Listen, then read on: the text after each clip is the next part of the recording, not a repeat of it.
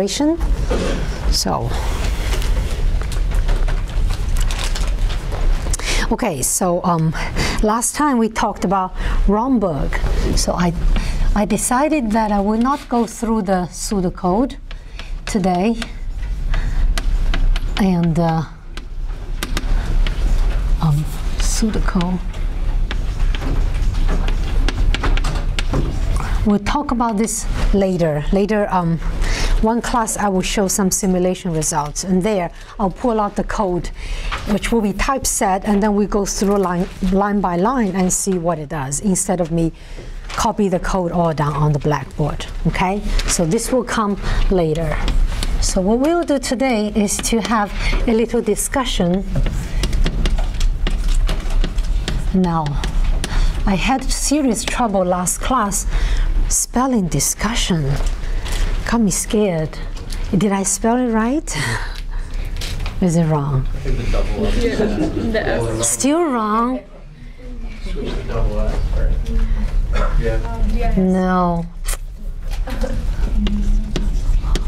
Last night I was watching a TV document. There's a document called Brain Games that they can hypnotize you and say, now I'm going to give you a paragraph written in foreign language. So the girl woke up and then had a paragraph in English she could not understand because she believed it was foreign language. But I have excuse, this is foreign language for me, right? So what? Okay.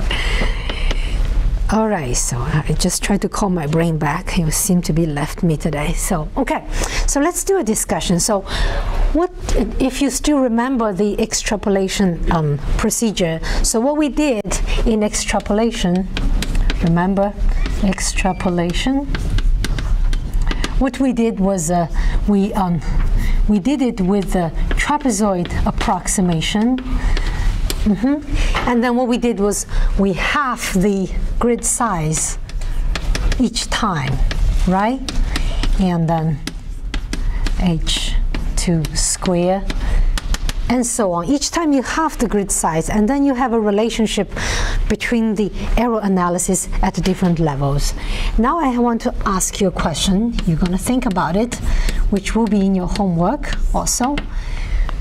Say, if I start with something slightly different, say trapezoid, let's say f. You give me an h with a certain interval length, and then I compute trapezoid rule again on a finer grid, which is obtained by cutting each subinterval into 3 equal pieces from the previous one. Is that okay? And then I continue a couple of levels. For example, h3 square. How would you design a corresponding Romberg algorithm? Or how would you design the extrapolation formula? Okay? So, how to design the extrapolation, and then in the end leads to some Romberg algorithm.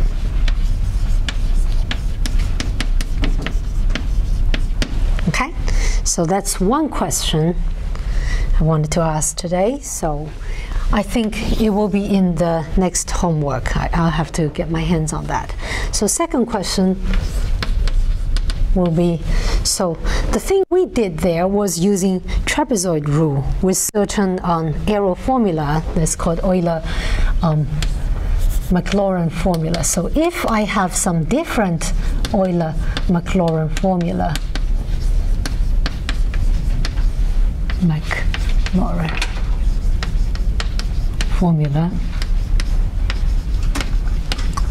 say I started with Simpson's rule, which will give you a different arrow formula, right? Let's say it's provided, say, just totally full example. I'm not saying this is a correct one. Let's say arrow with the f with certain h now takes some form, let's say C4, H4 plus C5, H5 plus C6, H6 and so on, where c's are just constants. Say, that's provided to you. It could be a candidate for the Simpson rule because you know that's a fourth order method, right? How would you extrapolate? Can you design a Romberg algorithm, right? So just think about it. So how to design the corresponding, the Romberg in the end. That's what we wanted. Okay, so anybody would like to comment on that? Say for the first one, if I did h over 3, if you go back to the derivation we did with h over 2, where does this number 2 appear in the algorithm? Which step the 2 in your algorithm is caused by the 2 right here? And those 2's shall be changed into 3, right? If I do h over 3, h over 9. Is that right? And what about this? And then pay attention what I say here. I have all the powers of h starting from 4, 5, 6. I'm not hopping, taking only the even ones. So your Romberg, your extrapolation will in the end depend on the detail of this formula of each term appearing. Okay, so these are homework candidates. So I will have these there. So you work it out. So think about it. Okay, so that's that. Okay, so move on to what we really will talk about today. This will be probably the most complicated algorithm for the semester.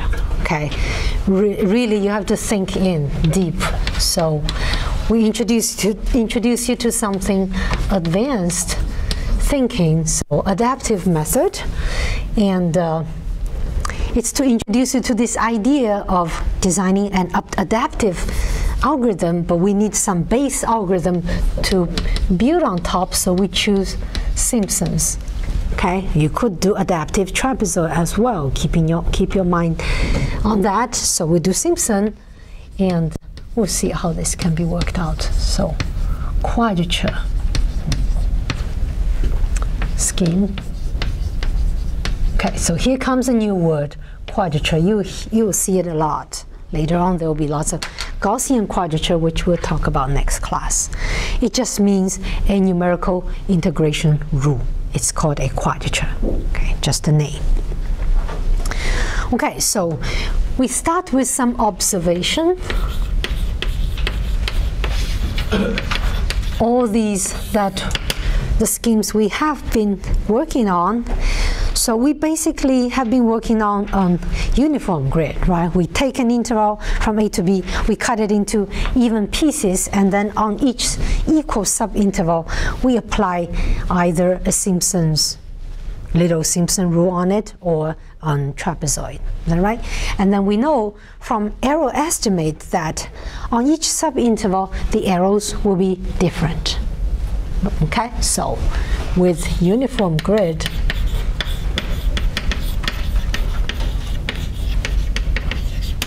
arrows, local arrows, okay, each term, local arrows are different on each subinterval in general because they are different. Say for the Simpson's rule, what do we know about the local arrow? EI for FH. This we derived earlier. It's this formula. I memorized it. I don't know why, but okay. Kasai. Okay. So that's the arrow on each subinterval. It depends on H, and it depends on also f to the fourth derivative. So earlier we have uniform grid, so h is the same for every subinterval. And then this guy varies, right? It's not a constant function, so you know error will be different. And then you'll be wasting a lot of effort, isn't it? In a region, say, if you have some function where f fourth derivative is 0 from A to maybe the first half interval. Then you did not have to take many grid points there because this guy is so small. Maybe it varies a lot in another region, then this arrow will be big, right? So you are cutting it into equally small intervals, but you are not evenly distributing the arrow, so you waste a lot of effort. Do you agree? So waste effort, especially on regions, on intervals where f force almost equal to constant. Okay, there you could easily fit in much larger intervals and you will have a pretty accurate end result anyway. So we're gonna change our way of thinking. So instead of doing uniform grid, I want to optimize my effort. So how do I optimize my effort? Well, I want to distribute the arrow in a uniform way. Okay?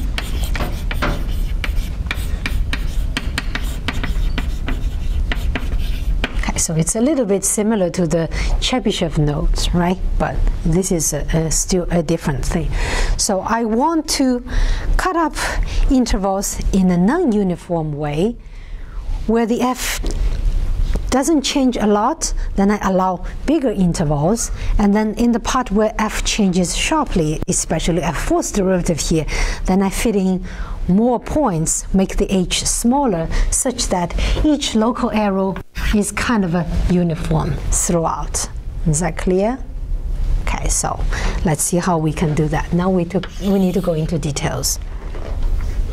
Okay, so let's say we have an interval from A to B. So details, so consider an interval from A to B. Okay, maybe this is already a subinterval. I'll just denote it from A to B. And then for Simpson's rule, h equals to b minus a over 2. So let's see. This is A and B. And what I do is, okay, I apply Simpson's rule on this subinterval, just one interval, okay? And I denote this as S1, that's Simpson's rule, on the interval from A to B. Okay, so we all remember Simpson's rule, which is you will have to choose a midpoint because it takes another point there, and you will have 1, 4, 1 as the weights for each function evaluation there, right? So this will give me b minus a over 6 of f at a plus 4 f at a plus b half plus f at b. That's the Simpson's rule on that, just one subinterval. Okay, and then what is the arrow? Well, theoretically, we have a formula for this arrow, which I repeated there. So it's negative 1 over 90 of this h. H is b minus a over 2. So it's h to the 5th f fourth derivative of some psi on the interval from a to b. Haven't said anything yet, really. So what you really want to compute is the integral, right? So among these two quantities, this one you can compute. That's the Simpson's rule. But this one here, you don't know because you don't know where the psi is. You only know the psi exists, right? So if I shall know what the arrow will be, then I could add the arrow back on top of S1, then I have the exact answer. Then I'm done, but I don't know. So this is unknown, and this can be computed, okay? Keep your mind clear. So what you want to compute is this integral, which exactly equals to S1 plus E1 in the end, okay? So among all these quantities, the S1 is the only thing that I can get my hand on, Okay, so now I'm going to use those information, try to get an accurate estimate for the error here, so I can have an idea what is the error here. Okay, so let's see. Okay, so now I do one more. I cut up AB into two equal intervals. So I introduce a C in the middle, cut into a C and CB, where C is the midpoint. Is that okay? So now I have, this is a different grid now. So this is A and C and B. So on the interval AC, I apply Simpson's rule. And on the interval CB, I apply Simpson's rule. Is that okay? Now my grid size is halved, right? Okay, so I do two Simpson's rules, and then I add them up. This shall be more accurate, right? Okay, so that's what I do. So what will I have? Okay, so the answer here, S2 on AB, so this is the second level. This is the first level treating one interval. This is second level, cut it into two pieces. So this approximation is computed as S1 AC. Take the subinterval of the subinterval, S1 of CB. So S1 means one Simpson's rule on this interval. S2 means you put two Simpson's rules on that interval. Okay, so this is S1 and this is S1. I add them up, I get an S2. Okay, so S2 shall be a better approximation, isn't it? So what will be the corresponding error associated with the S2? What is E2 integrating from A to B? Well, that will be the error here plus the error here on each subinterval. Is that right? Two local errors, you add them up, you get your global error. So that will be error E1 from A to C plus E2 from C to B. Is that right? E1, sorry. That's level 1 error. And these we know, that's just the basic error for Simpson's rule. So what will that be? That will be this error formula where H is H halved, right? My grid is half size, so it's negative 190 H half to the power fifth F fourth derivative of some psi 1 on that interval. And then the other piece is similar, H over 2, 5. I'm squeezed in the corner here, F fourth derivative of psi 2. So let me specify. Psi 1 will be on the interval AC, and psi 2 is on the interval CB. So, is that okay? I haven't really done anything yet. Just list up the error. Okay, so here comes the most important assumption, which seems like an assumption, but it's actually quite reasonable. So we assume the following, that is, F to the fourth derivative does not change that much on this little interval from A to B. Okay, so almost equal to constant on this interval A, B. So if AB is a subinterval in itself, it's not big, this fourth derivative will not change that much. Okay, so usually the functions we deal with, they are, the higher derivatives usually are tamer. That means they become smaller and smaller and smaller if your function shall be a bounded function. Okay, so it's not that an outrageous assumption. So if it's almost constant, what does it mean? That means this guy and this guy and this guy, they are almost the same, right? Let's assume they are the same. What consequence does it have? So that tells me E2 now. Let me drop the AB, because now I don't have AB anymore. I will have negative 1 over 90 times H5, 2 to the power 5 times this F fourth derivative. Lost the bracket. Let me just use the psi because it's the same, right? And I have two of them, so I multiply by a 2. Is that okay? So let's drop this 2, cancel with that, and I get a 4 here. And then let's compare this E2 with E1. They're almost the same. I have this term, and then this term, and this constant, which matches exactly my E1. Do you see? So this gives me, in the end, 1 over 2 to the 4th E1, right? Provide this assumption holds, almost equal to that. Okay, so I'm actually just saying, I'm just writing equal here down. This is all approximate, right? So what does it say? So this also implies E1 would equal to 16 E2. So you know the arrow at this step here, by cutting your grid into further 2 small pieces, is approximately 1/16 of the arrow that you have here. It gets smaller. Okay, is that reasonable? This is a 4th order method, isn't it? If you half the grid, you are expecting your arrow to be reduced by a factor of 1 over 2 to the 4th. 4th is your order, right? Okay, so it's not that outrageous. Okay, but I'll show you next how important this estimate is. Okay,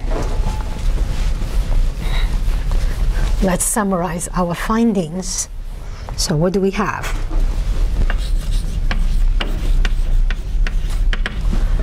We want to compute the integral, and we know it equals to S1, that's our approximation, comes with arrow E1, right?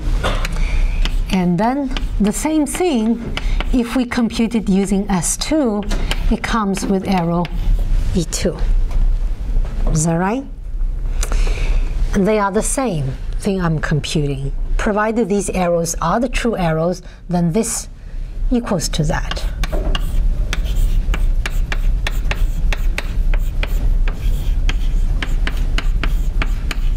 Right? It's obvious.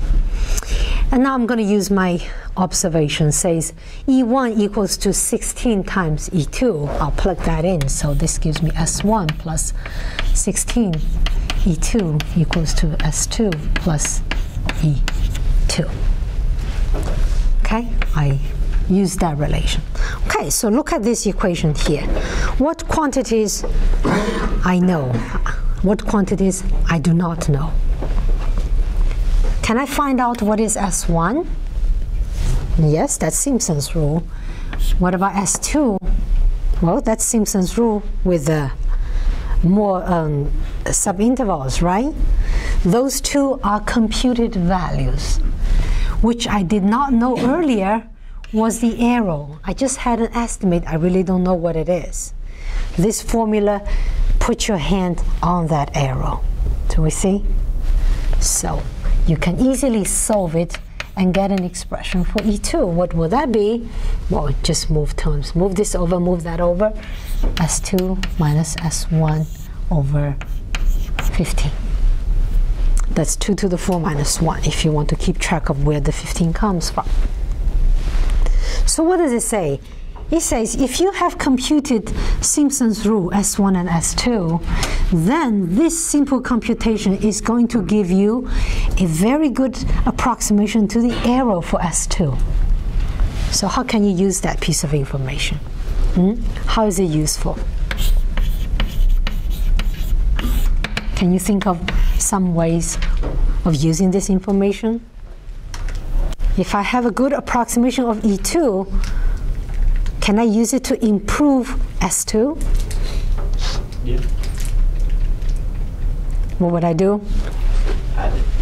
You add it to S2, you get a much better approximation. Do we agree? So, much better result can be obtained by simply adding S2 plus E2. Is that right? So let's do that. So I'll have S2 plus E2 is S2 minus S1 over 15. So if you computed S1 and you computed S2, then you can redo a computation. Just this 1, 2, 3 flops. It gives you a much better answer. Isn't that nice? Okay. What else? This result is even way beyond that. It's a really powerful result. What else can I use it for? We're talking about adaptive methods here. How can this be useful for me? Now that you have a formula for the error, you can keep that constant over the whole grid. So you can find the h that gives you a constant value of b. Yeah, more or less in that direction, yes. So if now I have a good estimate on the error, this is computed error, this is something I can compute, I can write out, I can see as a number, okay? Not just an estimate there with a CASI, which you don't know where it is. Then, if you tell me you have some error tolerance, you say, I want the error to be less than 10 to the negative fourth. And then you say, cut into 100 intervals. Then I know what is the error on each interval, right? Will be the tolerance divided by total number of intervals if you want to distribute it uniformly. And then you know if your tolerance is satisfied or not, right? So if on an interval you computed 2 layers of Simpson and you figure out its error and you find out that the error is bigger than the tolerance, that means you have to cut that interval further, right? So you can have an adaptive grid, okay? So use it to check if error tolerance is satisfied. And if not, you have to cut it further. Okay, so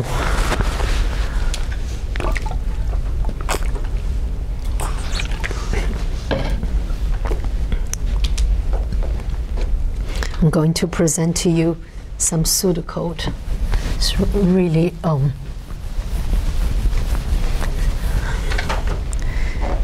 mind twisting. Let's see if I can get you all on. Okay, so this leads to some adaptive algorithm. Let's see how we can use that information to do that. Okay, adaptive method. So let's see what is given. F is your function. Let's say this is already given, and then your interval AB is given, and then you have a error tolerance. Let's call it epsilon. Okay, so these are the 3 pieces of information that's given. Okay, so here's the pseudocode. Pseudocode means it's not following any specific programming language. It's just the algorithm, how you would have coded.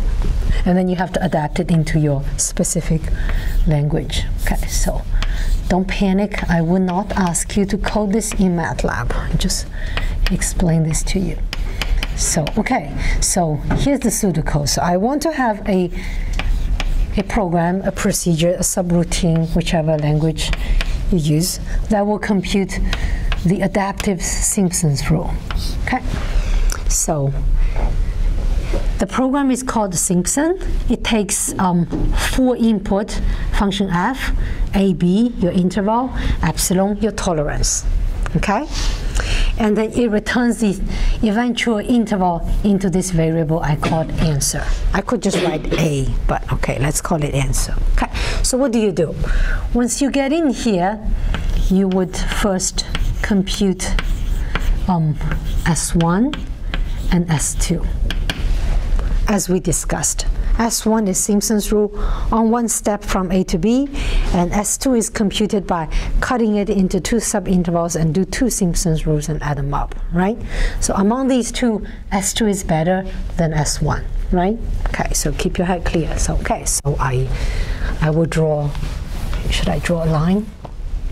I should. Okay. Okay, so this is A and this is B. And on that I compute that. Okay, and then I check. If now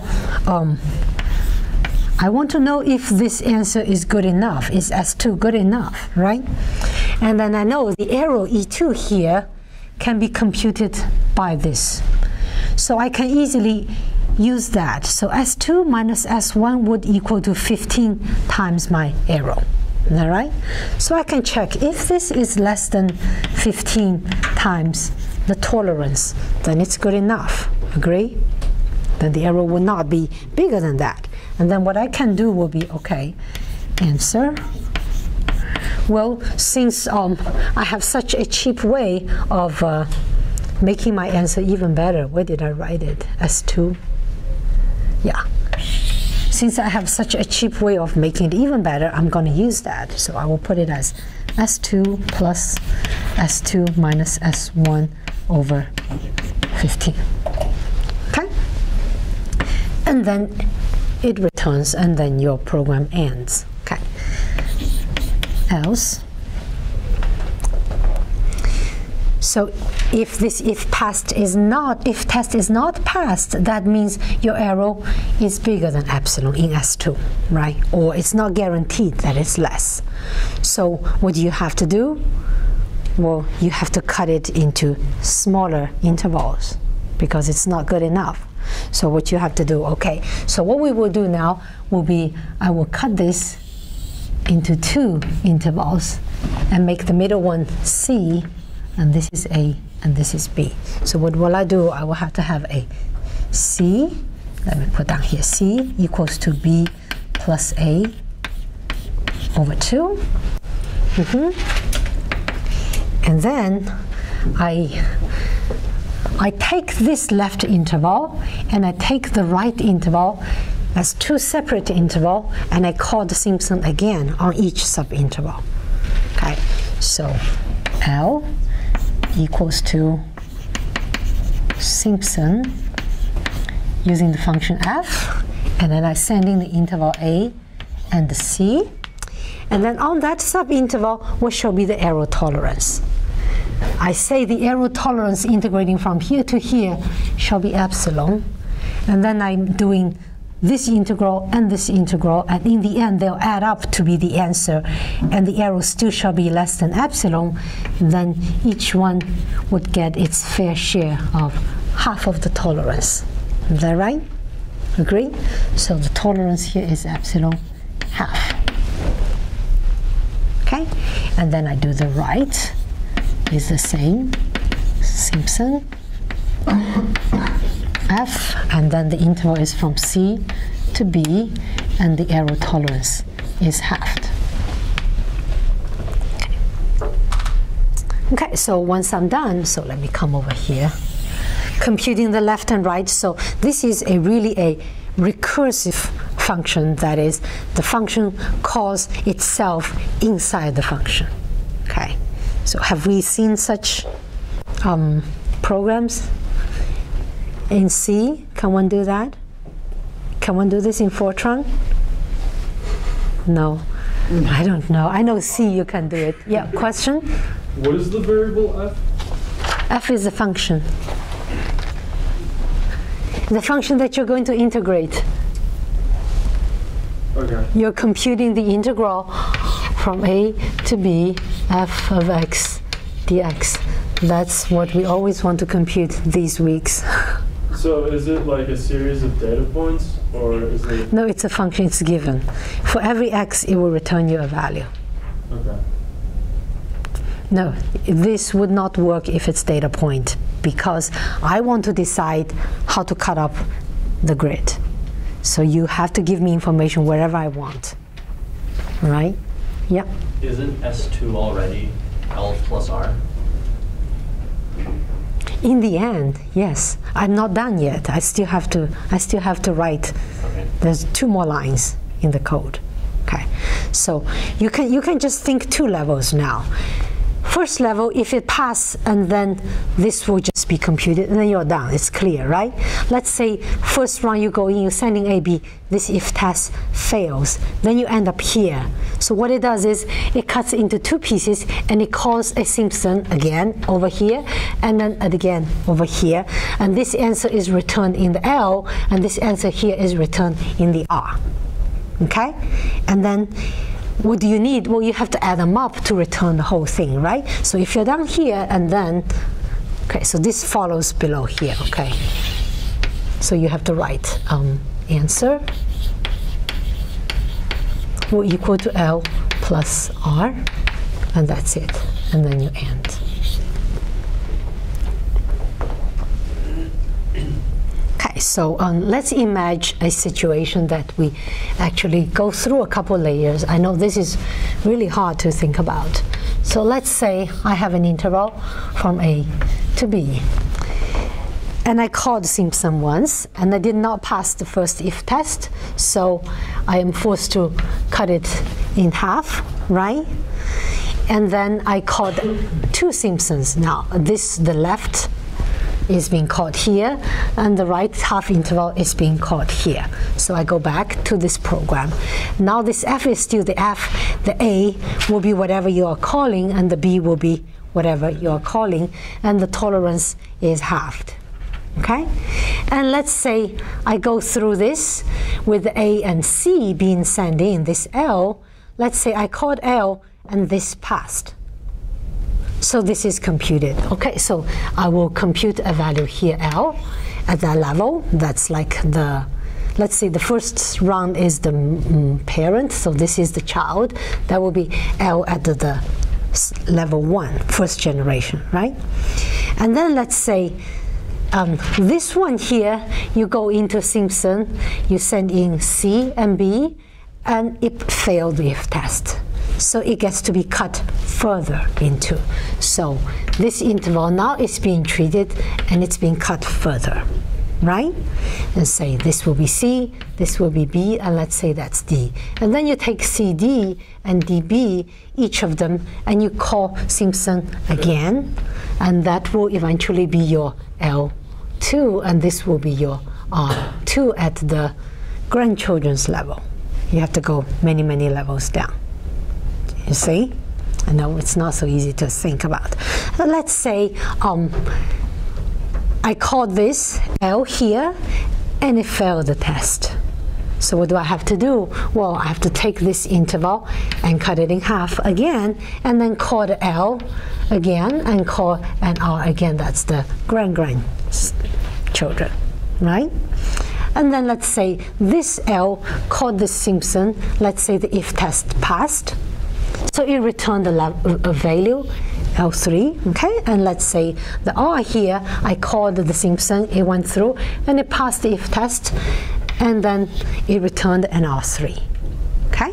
And then what do I have here? I'll have a L3, R3 here. I will add them up, and this will be returned into the L2, right? And that this is already passed, and then these two will be added up, and then will be returned to this R1, and eventually these two will be added up and give you the final answer. Can we see? So at this level, the error tolerance is epsilon half, and this whole thing you must have epsilon half, and the error here will be epsilon over 4. Error here has to be epsilon over 4, and the error here is epsilon over 8 and epsilon over 8. So in the end, if you collect all this information, this Simpson's rule is equivalent to the Simpson's rule with the following grid. It's first cut into half. This is good enough. I don't cut it further. This is not good enough. I cut it into half. This one is good enough. This is not good enough. I cut it in half. It will be equivalent to the Simpson's rule using this non-uniform grid. Is that clear? But the cutting of the grid is done automatic by your program, that you don't have to, in advance, prepare the cutting and send it to the program. It's adaptive. We okay? I know this is not the easiest program. Okay. Okay, so this will be like your final grid. Okay, so don't worry, we're not going to code this in MATLAB. You know why? Because the MATLAB programming language does not allow a function to call itself inside the function. You can't do it. No. And this method is coded in MATLAB. this adaptive Simpson, you would call this program called quad, Q-U-A-D, for quadrature. And that's exactly adaptive Simpson. Okay. And I say that you cannot code such a program in MATLAB. It's true. In fact, this code here in MATLAB is originally written in C. So it's coded in C, and it's compiled into an executable file, and it's linked to MATLAB, because MATLAB language cannot do this, right? So you want to use the help desk to figure out the syntax of using this quad. So let's write this out, because you're going to use it for your homework. So it can be called as follows. You call quad, and then you have to already predefine a function. It needs a function. It's not a data set. That's not good enough. Okay, you need a function here, and then you're sending A and B. That will be your interval. And then I can't call this A. Let's call this I, integral. Okay, and then you have to send in some tolerance. So the tolerance here is a optional option, meaning if you specify it, the program will respect your choice of tolerance. If you neglect it, there is a default value for it. I think it's 10 to the negative 4 will be automatically used. All right, and it's adaptive. Okay, so this is adaptive Simpson. Remember, adaptive Simpson is only 4th order, right? There are other methods that are even higher order, and there are a bunch of these quadratures coded in MATLAB. So there is one called quad 8. That's a higher order quadrature, meaning on each subinterval is throwing something that computes to the order 8. But it requires more work. Still, the adaptive Simpson is the best choice. So this is usually always the favorite to use. Okay? The adaptive Simpson. Yeah. Okay. So final remarks. All right, let's wrap it up. So final remark. So we derived this adaptive method based on Simpson's rule. It's just you need something to illustrate your ideas. So how about trapezoid rule?